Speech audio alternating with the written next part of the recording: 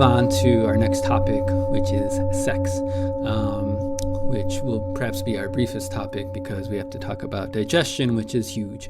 But basically, it was strongly recommended to regulate our sexual function, our sexual lives. And, there's the yogic practice of brahmacharya, which, is complete celibacy, which is not recommended for people unless they're renunciates who are done with the world.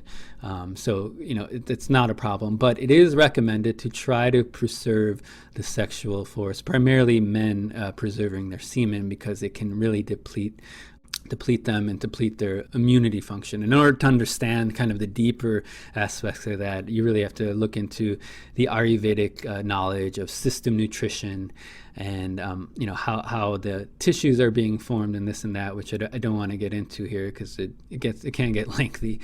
Basically, the main idea is semen is one of the most refined tissues in our body, and it gets turned into what is called ojas, which is basically a controller of our immunity function and our health in our body.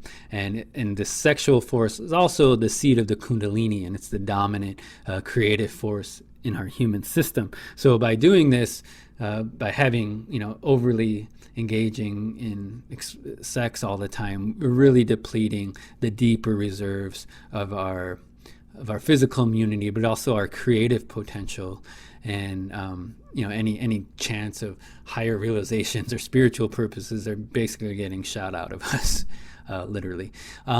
For women, this isn't such an issue, as they're considered to kind of have an untold supply of this, as long as you're menstruating regularly and you don't have any aberrations in your menstrual cycle, and which is a clue that something is off with the system. If you are having increased flow or decreased flow, or your times of menses are at various times of the month, or sometimes you skip it. So all those are signs that something deeper structurally is going on that needs to be looked into.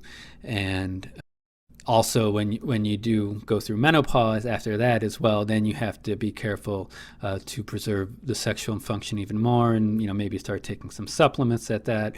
And once again, more details than I'm going to get into here, but as a general idea, take it easy. And this once again is a practice. It's not meant to repress the sexual urge, which can be seen, which can make you crazy and create all sorts of other imbalances too if you repress it. If it's innate in your organism to engage in that type of activity, there's a certain pattern that's been set up that either psychologically or physically that you're dealing with that. Will take some time to work with, but it's ideal to start to, for the sake of your health, to start to look, why am I engaging in so much sex?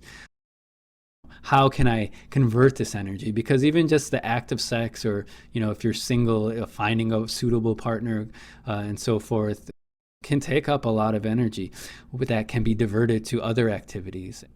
So slowly cutting back on your sexual experiences and seeing how you can channel that energy, and it will bring up some energy, and learning how to channel the force properly and recognizing it in yourself without denying yourself at the same time. So and at a deeper spiritual level too, classically, especially in the higher Brahmin case and stuff and so forth, sex was primarily reserved for making children, So if you can get to that point, great. If not, we're where we're at, but bringing more awareness to that act is really important.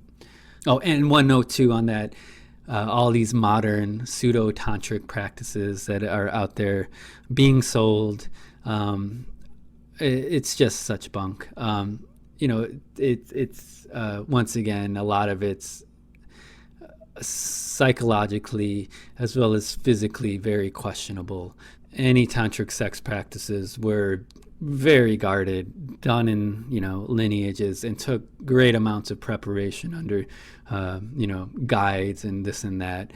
And I've seen lots of weird things surrounding that in this day and age. So just a word of caution if you decide to go down that route, that it's fraught with misconceptions in this day and age. Now, the digestion.